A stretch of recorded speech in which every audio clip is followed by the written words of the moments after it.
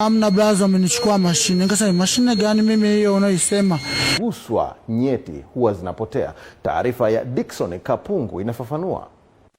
Taharuki imeibuka mjini Tunduma baada ya wanaume kudaiwa kupoteza nyeti zao.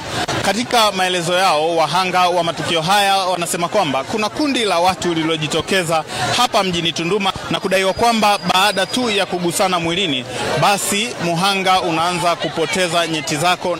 Huyu jamaa akikugusa tu unapata msimko, kuangalia kunakuta nyeti hamna, kanyeti kaliko baki ni kadogo, yani kadogo sana yani.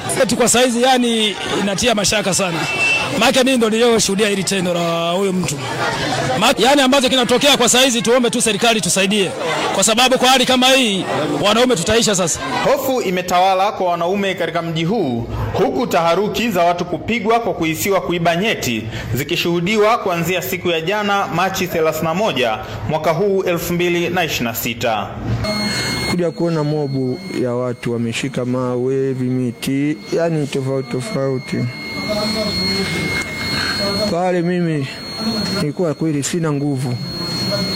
Maana niko peke yangu, watu wako kama 100 wananimaliza. Nilikuwa kibandani pale, nikasema ngoja nifike mara moja Majengo mjini. Nikaiona bajaji nikasimamisha. Ndio nikamkuta jamaa mmoja mle, akasema mimi nashukia hapo Sogea mjini naenda Mpemba. Ndio mimi nikasema mimi nashukia Majengo, nikakaa pembeni. Akaja dada mmoja akakaa katikati. Kufika Efa akasema amna blaza amenichukua mashine. Nikasema mashine gani mimi hiyo unaisema?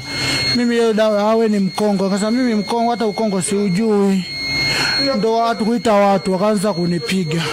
Hali hii imesababisha kuwepo kwa sintofahamu, huku mganga mfawidhi wa kituo cha afya Tunduma akithibitisha kupokea watu wawili walioenda kutibiwa kwa madai ya kuibiwa nyeti, huku watu 6 waliojeruhiwa na 3 kati yao wamepoteza maisha.